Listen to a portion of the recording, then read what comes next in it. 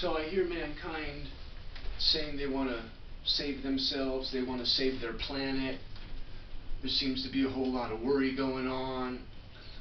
The problem that I see is that none of your politicians and none of your mainstream media explain to you what the problem actually is, or what the root of the problem is, and how to go about solving the problem.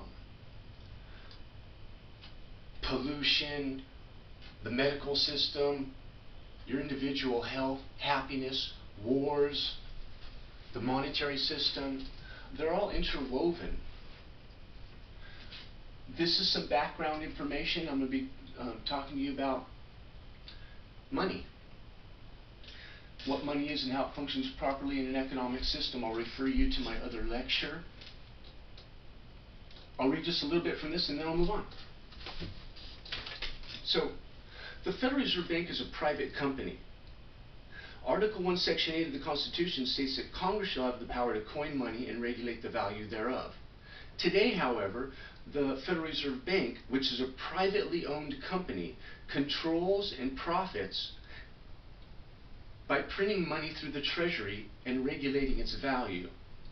The Fed began with approximately 300 people back in 1913, and they became owners in the Federal Reserve banking system. They make up an international banking cartel of wealth beyond comparison. The Federal Reserve banking system collects billions of dollars in interest annually and distributes the profits to its shareholders. The shareholders are, the stock is not publicly traded, so the only people that own it are the people that have bought into it initially. The Congress illegally gave the Fed the right to print money at no interest to the Fed. The Fed creates money from nothing and loans it back to us through banks and charges interest on our currency. The Fed also buys government debt with money printed on a printing press and charges United States taxpayers interest. Many congressional representatives and presidents say this is fraud and illegal. So who actually owns the Federal Reserve Bank? This was written back in 1992, by the way. So the ownership of the 12 central banks is a very well-kept secret, but it's been revealed. You got Rothschild Bank of London, Warburg Bank of Hamburg, Rothschild Bank of Berlin. I'm not going to read through all of them. Lazard Brothers of Paris, right, etc. You can read this report, like I say. This is background information for you. Now, these bankers are connected to London banking houses, which ultimately control the Fed. When England lost the Revolutionary War with America, they planned to control us by controlling our banking system and the printing of our money and our debt. The individuals listed below own the banks and shares in the banks, which own the Fed. And this talks about the different people. James Stillman, Mary Harmon, A.J. Jewellard, Chase National Bank, Paul Warburg, William Rockefeller. Okay, so how did this happen? After previous attempts to push the Federal Reserve Act through Congress, a group of bankers funded and staffed Woodrow Wilson's campaign for president. He had committed to sign this act. And in 1913, a senator named Nelson Aldrich, the maternal grandfather to the Rockefellers, pushed the Federal Reserve Act through Congress just before Christmas, when much of Congress was on vacation. When elected, Wilson passed the Fed. Later, Wilson remorsefully replied, "I've unwittingly ruined my country." Now, the banks financially back sympathetic candidates. Not surprisingly, most of these candidates are elected. Keep in mind that they usually only have representatives for you to vote for by paying for them campaigns. So Presidents Lincoln, Jackson, and Kennedy all tried to stop this family of bankers by printing United States dollars without charging taxpayers interest on it. Today, if the government runs a deficit, the Fed prints dollars through the U.S. Treasury, buys the debt, and the dollars are circulated into the economy.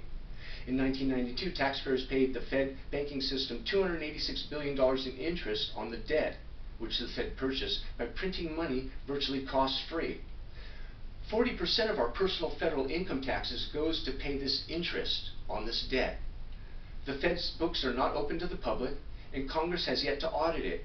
Congressman Wright Patman was chairman of the House of Representatives Committee on Banking and Currency for 40 years. For 20 of those years, he introduced legislation to repeal the Federal Reserve Banking Act of 1913. Congressman Gonzalez, chairman of a banking committee, introduced legislation to repeal the Federal Banking Act of 13 nearly every year. It's always defeated. The media remains silent and the public never learns the truth. The same bankers who own the Fed control the media and give huge political contributions to sympathetic members of Congress. The Fed fears the population will become aware of this fraud and demand change. Representative Louis T. McFadden rose from office boy to become cashier and then president of the First National Bank in Canton, Ohio. For 12 years he served as chairman of the Committee on Banking and Currency, making him one of the foremost financial authorities in America. He fought continuously for fiscal integrity and returned to constitutional government. The following are portions of Representative McFadden's speech quoted from congressional records. The Federal Reserve Board, a government board, has cheated the government of the United States and the people of the United States out of enough money to pay the national debt. The depredations and iniquities of the Federal Reserve Board and the Federal Reserve banks acting together have cost this country enough money to pay the national debt several times over.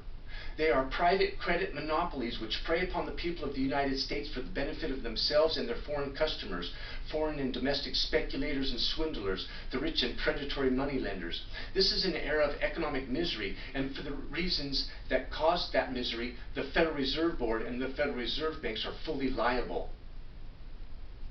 $500,000 was spent on one part of the propaganda organized by those same European bankers for the purpose of misleading public opinion in regard to it.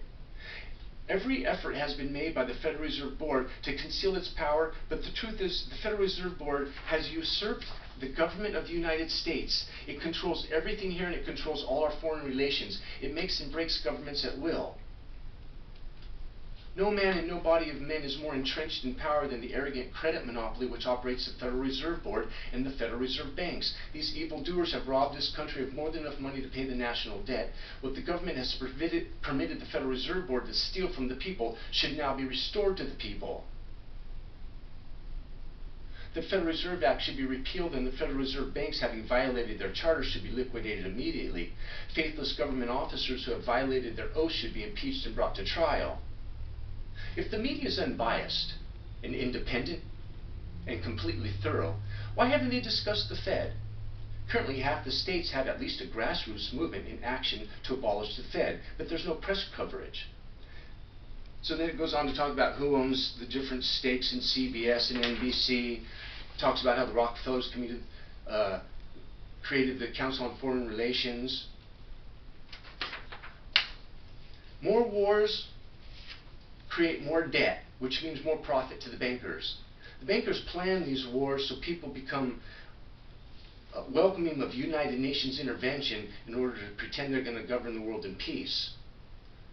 Reference 22 gives specific details on how World I and World II were started, showing exactly how the bankers were responsible for beginning these wars and how they continue to profit after these wars by loaning money for war reparations.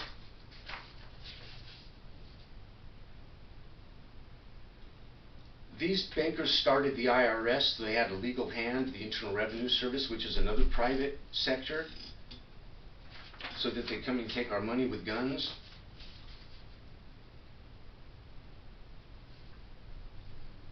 Thomas Jefferson knew the banking industry well. He says, "I believe the banking institutions are more dangerous to our liberties than standing armies. Already they have raised up a money aristocracy that has set the government at defiance.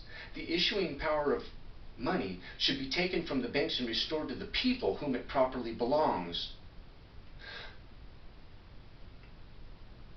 The Constitution is specific about the authority of the people through their elected officials to control the money and thus the affairs of their government."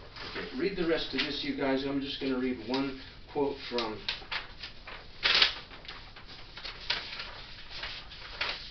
Edison. Thomas Edison explains the matter of issuing currency the way that we do. He says, if our nation can issue a dollar bill which bears interest, it can issue a dollar bill without bearing interest. If it can issue a dollar bond to the banks in return for a dollar bill, you see, the element that makes the bond good makes the bill good also. The difference between the bond and the bill is that the bond lets money brokers collect twice the amount on the bond plus an additional 20%, whereas the currency pays nobody but those who contribute directly in some useful way. It's absurd to think that our country can issue $30 million in bonds and not $30 million in currency. Both are promises to pay, but one promise fattens the usurers, the bankers, the interest collectors, and the other helps the people. So if you'll please read this report, I read maybe a quarter of it there. That'll give you some background information. Now, back in 1992, he said that 40% of our taxes went to pay just the interest, that's not the principal, on that national debt. That's why the national debt keeps going higher and higher and higher. We never really pay any of it off, right? So if 40% of our tax dollars then went to interest, approximately 30% went to foreign aid and military, and another 30% was left over for domestic programs like roads, infrastructure, welfare, Medicare, Social Security, and schools. That was in 92. So today, the amount that's being paid towards interest is much higher. Okay? So that means the amount available for us, for our domestic programs, is much less. You'll notice in Europe how they have to do what's called austerity measures, so that they have to cut their Social Security and all their benefits. The reason why they do austerity measures is because this debt is running out of control, and we're having to pay more and more and more of our tax dollars to pay off this debt.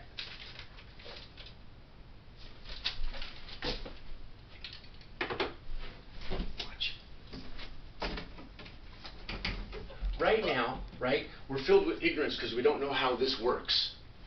Okay? Knowledge dispels ignorance. So they can lie to us because we don't know how everything works, right? But when we have the truth from knowledge, they can't lie to us. Right now they lie to us about everything. That's why we have lots of wars and leads to death. We want peace in life. Right now the Federal Reserve Bank has no real money. It only has legal money. They create this money from thin air on a printing press, which we can print up ourselves. They trade this money with the citizens and the companies for the titles to all the property and legal ownership of the property. Then they trade it to the government for treasury bonds, which is our promise as citizens to repay. So really all that money is our promise to repay. We can cut the bank out and just allow the government to print the money. And we can create enough revenue so we never have to tax ourselves. And we don't have to create any up and down cycles so that we can lose our property back into the coffers of the bankers. The central bank of the government would loan at 1% to all the states. Each state would have one state bank that loans to all the county and city banks.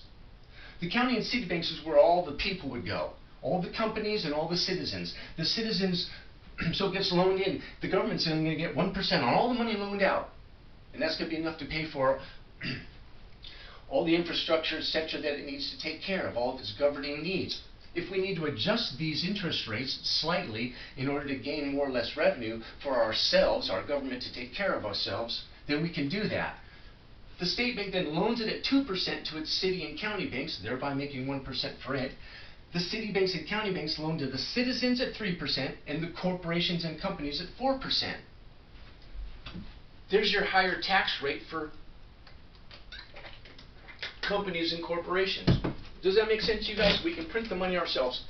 Now, how do we get tricked into this? Well, we used to think that the bankers had lots of money. So when in 1907 we had a bunch of problems financially, manipulated of course by the international bankers, they were able to set in motion a series of events where they were able to convince the congressional representatives that you guys don't know anything about money and that's what's wrong with your economy. And we have lots of money and lots of wealth. Look, I own this big old castle here and I own this company here. So why don't you allow us to loan you guys money and we'll go ahead and regulate it so that your economy will grow and everybody will prosper. And the congressional representatives, right, who are ignorant, decided, yeah, that's a good idea. Let's just have them take care of it. And of course then they were bought and paid for patsies also. Remember, you can't run a campaign for any office for government without millions of dollars to pay for the campaign. So unless you're rich or unless you have rich backers who you're going to represent once you get into office, you can't run a campaign. Right now, this is how our economy works. The Federal Reserve loans in principal. That's the amount that your loan is for. They loan it to all the other banks, and then the other banks loan it to us. They charge interest. We have to pay back principal and interest from principal. And everybody who knows any mathematics know that P, principal, is not equal to principal plus interest. In the old days, interest used to be reproduced by what was loaned. If I loaned you 20 pounds of grain, you could eat 10 pounds of grain and go and plant 10 pounds of grain, and from that 10 pounds of grain you'd grow 100 pounds or more, so that you could pay back the 20 pounds that were loaned plus 10 pounds in kind. Kind meaning children, like kindergarten, right? So we'd pay back in kind because we knew that nature had a self-regenerative property. It always regenerates itself, but money doesn't regenerate itself unless we calculate it properly and then regenerate it. So by not adding the interest, which is accruing, into the finite economic system, it's impossible by all laws of mathematics to pay it back. Please watch my other videos. When the Fed loans money to the government trades it with bonds. That's what Edison was talking about. The federal government prints up some bonds, treasury bonds, and they say, here, we'll give you $1 million worth of treasury bonds, you loan us $1 million, and the Fed says, well, we'll give you $800,000, we're not going to give you $1 million because we need to collect some profit on those treasury bonds. And the United States government says, fine. So there's the switch. The Feds print up money on their printing press, and the government, well, they actually authorize the Treasury to print up money now. You guys are authorized to print up money. But you got to print up some government bonds first and give them to us. So we're trading paper for paper, pretending that the government and the citizens of the United States owe these international bankers because they're rich and they're the only ones with money. So it's a facade. See, our minds have been trapped into this illusion where money actually has real value. Because it used to, in the old days, when we drop off our bag of grain at the local bank granary, right? And then they'd give us a chit saying, you dropped off 10 pounds of grain. You can come get this 10 pounds of grain anytime you want. And you take that chit out into society and be like, hey, I want some of that meat. Why don't I give you this 10-pound chit? You can go to the granary and get the 10 pounds. So money used to be represented by a standard, something which had real value. Either wheat, or some grain, or cattle, or silver, or gold. But today it doesn't. In 72 or 73, Nixon took us off the gold standard. And that's okay, because there's not enough gold on the planet to represent all the things of value on the planet that we have. And that's why money works fair if we treat it fair. So, right now, when the government adds its money that it got from the Fed into the money supply, it creates inflation. Because money is supposed to represent something of value. So when money is loaned into the system and there's no productivity, there's no company that's creating cars, there's no farm that's creating more stuff, there's more money in the system than there is product. If you're exchanging dollar for dollar the product, if you have more money in the system, the same amount of product, all the product's going to cost more. That's what's called inflationary spending. That's what they're talking about with government spending. So this system is equal to an up and down cycle. When they loan more money into the system, there's more money for everybody to pay back the principal and interest, because everybody's paying back the interest with the new principal that gets loaned into the system. And then when they slow down the loan process, there's no way to continue paying principal and interest when there's no more principal coming into the system. So that allows people to default, and then there's a downward economic slump. People lose the titles to their home. They lose the physical and mental ownership because they never had the legal title ownership. So the humans then leave their property, and then the banks loan, once they decide to loan more money into the system, and boost the economy, and then the economy goes up. And then everybody says, oh, cool, times are great, there's lots of money, I'm going to go buy a new house. And then these people, the banks, take the titles and sell them right back to the people and the companies. And what does this create? It creates bankruptcy, people lose their titles, and then bing, bing, the bank resets and loans more money into the system, and that's their reset. So you got an up and down cycle like that. If we allowed ourselves to do things the constitutional way, because our forefathers understood how all this worked, Congress would coin money and regulate the value thereof. The government would print up the money. It would loan the principal in, as I just mentioned, to the various states, and then to the cities, and then to the companies, and then to the people, and the people. It would loan in the principal, and then it would calculate how much interest is being accrued. It would print that up and it would use that for its own for its own benefit, as a resource to the citizens of the United States. So we don't have to tax ourselves, because all of our government programs can be paid for by the interest, which now we're adding to the finite economic system, and now we have principal plus interest equals principal plus interest, and that balances the budget. Now there's not going to be any artificial up and down cycles. The citizens will then be able to keep the titles to their homes. They won't need to tax themselves, because the interest which is accruing is going to take care of the amount of money that we need for all of our governing services. We won't create inflation, because we're not adding extra money into the money supply. It's only being loaned in accord with real world wealth. Oh, okay, you have a home, it's worth this much, or you've got a business idea based on good business models. We'll invest in that business model, because that'll create wealth in the future. But it's not just loaned in for no reason because, oh, the government just needs money. We know it does. And this is how you pay for government. No bankruptcies, no inflation. Think about that, you guys. Isn't that beautiful? That's how simple our system is. All you have to do is change the laws. You can't change the laws until politicians who are knowledgeable about what's going on and sympathetic to our cause. So what happens now? All kinds of weird stuff happens when this happens. See, the people who loan the money in just off of a printing press then get back interest. And they use that as real money, right? And they go out and buy things. They buy stocks in companies, oil companies, it doesn't matter, all these other companies, pharmaceutical companies, everything that's going on the way that we know it's going on right now. And so when people are vested in, for instance, a certain way of doing things, and also when banks are used to doing things a certain way because this makes profit, they don't want to change up that business model. If it makes more sense and more money to loan money to an oil company than it does to a windmill electric producing company, if it makes more money to loan to the oil company, they're going to loan it to the oil company. And because of the ways that things have been done for the last decades, most of these people who own the banks and major profiting shares in the banks also own major shares in these other technologies that have been going on for decades. So they're not inclined to loan money to new businesses that are going to offset their revenues.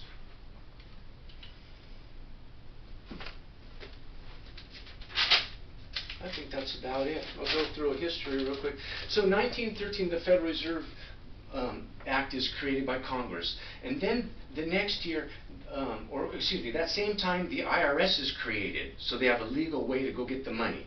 1914, the 16th Amendment is created. That allows them to tax our income. See, we didn't have any income tax before they created that bank. And then they said, hey, wait, we need the way for the citizens to pay us for all this money we're going to loan them, so let's create an income tax. And then in 1914, what happened? They started World War I. That's right. And then the corporations chopped up all the different nations after World War I.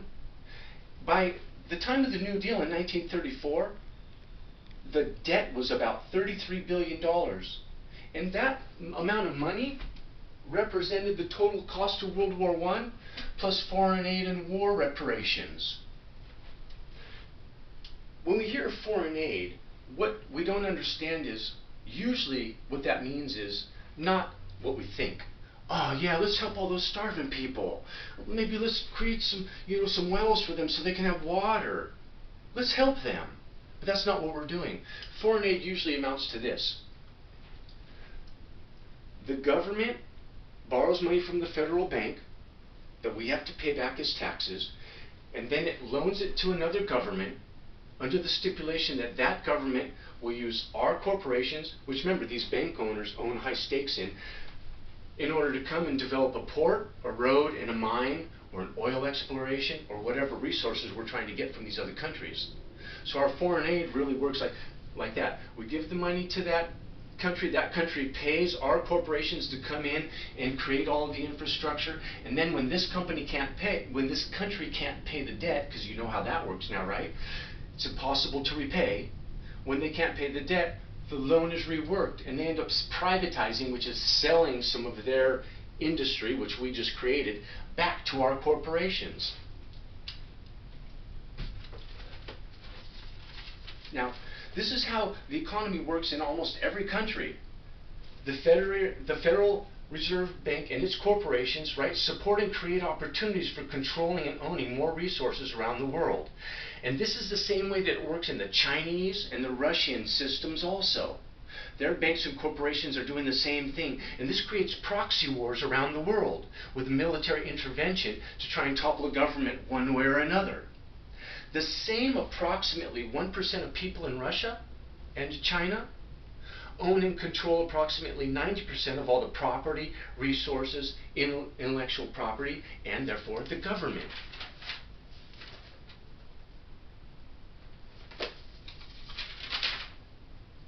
Banks loan things in accord with what they already know, the models they already know. And what we need on our loaning committees are scientists who can help to fund money towards research and development, as well as new companies which we already know will work, such as solar and windmill.